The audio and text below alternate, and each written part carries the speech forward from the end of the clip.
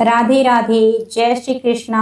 आप सभी को करवा चौथ की हार्दिक बधाई। आज हम करवा चौथ की चारों कहानी सुनेंगे। करवा चौथ का व्रत सुहागिने स्त्रियां अपने अखंड सुहाग के लिए करती हैं। हमारे हिंदू धर्म में करवा चौथ का व्रत भावनात्मक परंपराओं से जुड़ा होता है। यह व्रत अति प्राचीन है। इसका प्रचलन महाभारत से भी पूर्व का है। यह व्रत सौभाग्यवती महिलाओं के लिए उत्तम माना गया है। सामान्यतः मान्यता के अनुसार सुहागिनें इस व्रत को अपने सुहाग की दीर्घायु के लिए रखती हैं। कहा जाता है कि इसे पांडवों की पत्नी द्रौपदी ने भी किया था। आइए अब देरी ना करते हुए हम करवा चौथ की व्रत कथा प्रारंभ करते हैं। करवा चौथ की पहली कथा। एक साहूकार था जिसके 7 बेटे और एक बेटी थी। सातों भाई व बहन एक साथ बैठकर भोजन करते थे। एक दिन कार्तिक की चौथ का व्रत आया तो भाई बोला, आओ बहन भोजन करें। बहन बोली कि आज करवा चौथ का व्रत है, चांद उगने पर ही खाऊंगी। तब भाइयों ने सोचा कि चांद उगने तक बहन भूखी रहेगी, तो एक भाई ने दिया जलाया, दूसरे भाई ने चलनी लेकर उसे ढका और नकली चांद दिखाकर बहन से कहने लगे कि चल चांद उग आया है, अर्घ दे ले। बहन अपनी भाभीियों से कहने लगी कि चलो अर्घ दें, तो भाभी बोली तुम्हारा चांद उगा होगा, हमारा चांद तो रात को उगेगा। बहन ने जब अकेले ही अर्घ दे दिया और खाने लगी तो पहले ही ग्रास में बाल आ गया, दूसरे ग्रास में कंकड़ आया और तीसरा ग्रास मुंह की ओर किया तो उसकी ससुराल से संदेशा आया कि उसका पति बीमार है, जल्दी भेजो। माँ ने जब लड़की को विदा करने के लिए तीनों बार बक्से खोले तो सफेद वस्त्र निकले। उसे वही वस्त्र पहना दिया और जब लड़की को विदा किया तो उसे एक सोने का टक्का देकर कहा कि रास्ते में जो भी मिले उसके पांव लगना और जो कोई सुहाग का आशीष दे तो उसे यह सिक्का देकर पल्ले में गांठ लगा लेना। बहन जब भाइयों से विदा हुई तो रास्ते में जो भी मिला उसने यही आशीष दी कि तुम 7 भाइयों की बहन, तुम्हारे भाई सुखी रहें, तुम उनका सुख देखो। सुहाग की आशीष किसी ने नहीं दी। जब वह ससुराल पहुंची तो दरवाजे पर उसकी छोटी ननद खड़ी थी। वह उसके भी पांव लगी तो उसने कहा कि सुहागिन रहो, सपूती हो। तो उसने यह सुनकर पल्ले में गांठ बांध दी और ननद को सोने का सिक्का दिया। तब भीतर गई तो सास ने कहा कि पति धरती पर पड़ा है, तो वह उसके पास जाकर उसकी सेवा करने के लिए बैठ गई। बाद में सास ने दासी के हाथ बची कुची रोटी भेज दी। इस प्रकार से समय बीतते बीतते मंगसिर की चौथ आई तो चौथ माता बोली करवा ले भाई की प्यारी करवा ले। लेकिन जब उसे चौथ माता नहीं दिखलाई दी तो वह बोली, हे चौथ माता, आपने मुझे उजाड़ा है तो आप ही मेरा उद्धार करोगी, आपको मेरा सुहाग देना पड़ेगा। तब उस चौथ माता ने बतलाया कि पौष की चौथ आएगी, वह मेरे से बड़ी है, उससे ही सब कहना, वही तुम्हारा सुहाग वापस देगी। पौष की चौथ आकर चली गई, माघ की आकर चली गई, फाल्गुन की आकर चली गई, चैत बैसाख जेठ आषाढ़ सावन भादो की चौथ आकर चली गई और सब यही कहकर चली गई कि आगे वाली को कहना। आसोज की चौथ आई तो उसने बताया कि तुम पर कार्तिक की चौथ नाराज है, उसी ने तुम्हारा सुहाग लिया है, वही वापस कर सकती है, वही आएगी तो पांव पकड़कर विनती करना। यह बताकर वह भी चली गई। जब कार्तिक की चौथ आई तो वह गुस्से से बोली, भाइयों की प्यारी करवा ले, दिन में चांद उगानी करवा ले, व्रत खंडन करने वाली करवा ले, भूखी करवा ले। तो यह सब सुनकर वह चौथ माता को देखकर उसके पांव पकड़कर गिड़गिड़ाने लगी, हे चौथ माता, मेरा सुहाग तुम्हारे हाथों में है, आप ही मुझे सुहागिन करें। तो माता बोली, पापनी हत्यारनी, मेरे पांव पकड़कर क्यों बैठ गई। तब वह बोली कि जो मुझसे भूल हुई है उसे क्षमा कर दो, अब भूल नहीं करूंगी। तो चौथ माता ने प्रसन्न होकर आंखों से काजल, नाखून में से मेहंदी और टीके से रोली लेकर छोटी उंगली से उसके आदमी पर छींटा दिया तो वह उठकर बैठ गया और बोला कि आज मैं बहुत सोया। वह बोली, क्या सोए, मुझे तो 12 महीने हो गए, अब जाकर चौथ माता ने मेरा सुहाग लौटाया है। तब उसने कहा कि जल्दी से माता का पूजन करो। जब चौथ की कहानी सुनी, करवा का पूजन किया तो प्रसाद खाकर दोनों पति पत्नी चौपड़ खेलने बैठ गए। नीचे से दासी आई, उसने उन दोनों को चौपड़ पासे से खेलते देखा तो उसने सासू जी को जाकर बताया। सासू जी ने आकर देखा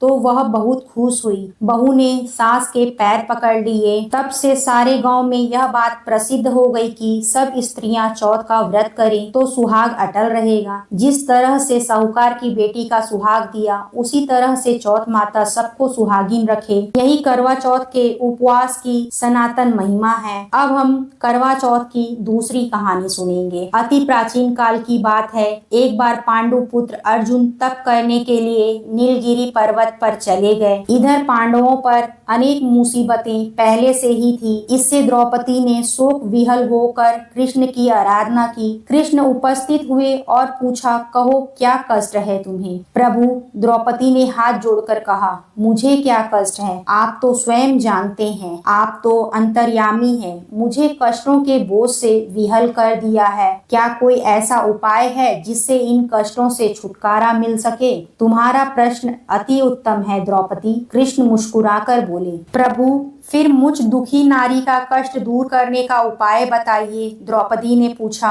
यही प्रश्न एक बार पार्वती जी ने शंकर जी से कर दिया था। तब श्री शिव जी ने करवा चौथ का विधान बताया था। फिर प्रभु करवा चौथ की जानकारी मुझे भी दीजिए और उसकी कथा कहिए।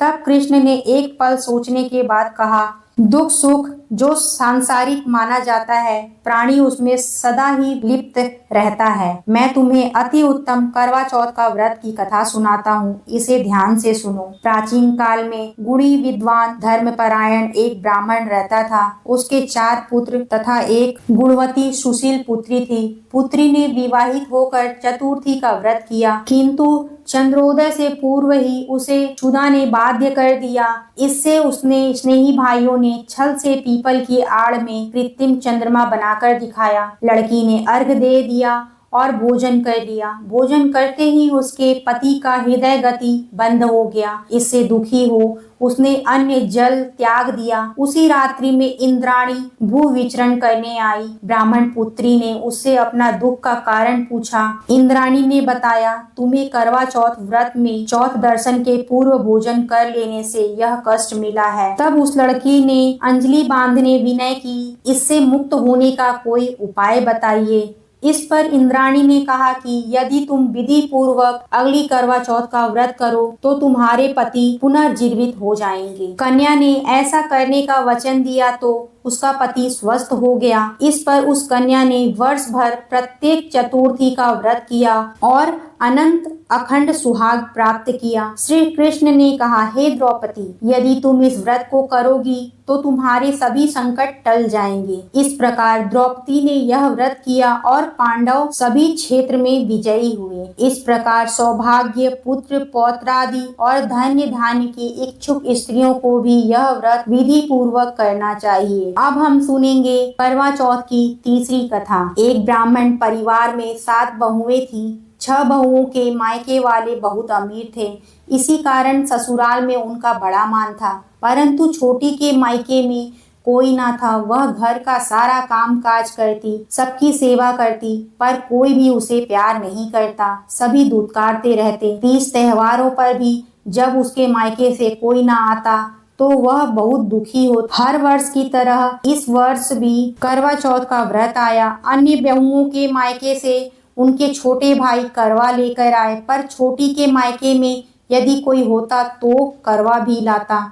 सास भी छोटी को ही खरी खोटी सुना रही थी। वह दुखी हो घर से निकल पड़ी और जंगल में जाकर रोने लगी। एक नाग बहुत देर से उसका रोना सुन रहा था। अंत में वह अपने बिल से निकल आया तथा छोटी बहू से पूछने लगा, बेटी क्या बात है, तुम क्यों रो रही हो? छोटी बहू बोली, आज करवा चौथ है, मेरा कोई भाई नहीं है। यदि मेरा कोई भाई होता तो आज जरूर करवा लेकर आता। नाग की छोटी बहू पर दया आ गई। नाग ने कहा, बेटी तुम घर चलो, मैं अभी करवा लेकर आता हूँ। थोड़ी देर बाद नाग ससुराल पहुँचा। ससुराल वाले इतना सामान देखकर चकित हो गए। सास भी प्रसन्न हो गई। सास ने प्रसन्न मन से छोटी बहू को नाग देवता के साथ भेज दिया। नाग देवता ने छोटी बहू को अपना सारा महल दिखाया और कहा, जितने चाहे उतने आराम से रहो, मन चाहा खाओ, मन चाहा पहनो, पर एक बात याद रखना, सामने रखी नांद कभी मत खोलना। छोटी बहू सारा समय महल में आराम से काटती, पर नांद के बारे में उसकी उत्सुकता बढ़ती जाती। एक दिन जब वह घर में कोई ना था, उसने नांद को उठाकर देखा तो हजारों छोटे छोटे सांप के बच्चे इधर उधर रेंगने लगे। उसने जल्दी से ही नांद ढक दी। जल्दी में एक सांप की पूंछ नांद के नीचे आकर कट गई। शाम को नाग के आने पर छोटी ने अपनी गलती स्वीकार कर ली। नाग ने भी उसे क्षमा कर दिया। जब छोटी ने ससुराल जाने की इच्छा की तो उसे धन रत्न आदि देकर विदा किया। छोटी के ससुराल में अब उसकी बड़ी इज्जत होने लगी। जिस सांप की पूंछ कटी थी उसे सभी बंडा कहकर तंग करते। एक दिन उसने अपनी माँ से पूछा कि मेरी पूंछ कैसे कटी है। माँ ने कहा कि छोटी बहू के नांद उठाने और जल्दी में रखने से ही तुम्हारी पूंछ कट गई। तो वह बोला कि मैं छोटी से बदला लूंगा। माँ के बहुत समझाने पर भी वह एक दिन चुपचाप छोटी के घर जा पहुंचा और मौका पाकर उसे काटने की सोचने लगा। वहाँ छोटी बहू और उसकी सास में किसी बात पर बहस हो रही थी, तो छोटी कसम खाकर कह रही थी कि मैंने ऐसा नहीं किया। वह कह रही थी कि मुझे बंड भैया से प्यारा कोई नहीं है, उन्हीं की कसम खाकर कहती हूँ कि मैंने ऐसा नहीं किया। बंडा ने जब सुना तो सोचने लगा कि जो मुझसे इतना प्यार करती है मैं उसे ही काटने आया हूँ। वह चुपचाप घर चला गया। माँ ने पूछा ले आए बहन से बदला। वह कहने लगा माँ बहन से कैसा बदला। तभी से बंडा भाई व छोटी बहन हुए। अब हम सुनेंगे करवा चौथ की चौथी कहानी। प्राचीन काल में करवा नाम की एक पतिव्रत स्त्री अपने पति के साथ नदी के किनारे एक गांव में रहती थी। कार्तिक मास के कृष्ण पक्ष की चतुर्थी के दिन उसका पति नदी में स्नान करने के लिए गया। स्नान करते समय एक मगर ने उसका पैर पकड़ लिया। वह करवा करवा नाम लेकर जोर जोर से अपनी पत्नी को पुकारने लगा। उसकी आवाज सुनकर उसकी पत्नी दौड़कर आई और उसने मगर को कच्चे धागे से बांध दिया। मगर को बांधकर वह यमराज के यहाँ पहुंची और यमराज से बोली, भगवान मगरमच्छ ने मेरे पति का पैर पकड़ लिया है, अतः पैर पकड़ने के अपराध में आप अपने बल से उस मगरमच्छ को नरक में ले जाओ। यमराज ने कहा, अभी मगरमच्छ की आयु शेष है, अतः मैं उसे नहीं मार सकता। इस पर करवा ने कहा, यदि आप ऐसा नहीं करेंगे तो मैं आपको श्राप देकर नष्ट कर दूंगी। यह सुनकर यमराज डर गए और उस पतिव्रता स्त्री करवा के साथ जाकर मगरमच्छ को उन्होंने यमपुरी भेज दिया और करवा के पति को दीर्घायु प्रदान की। उसी दिन से यह करवा चौथ मनाई जाती है और सुहागिनी स्त्रियों के द्वारा व्रत रखा जाता है। हे करवा माता, जैसे तुमने अपने पति की रक्षा की वैसे सबके पति की रक्षा करना। जय करवा माता की।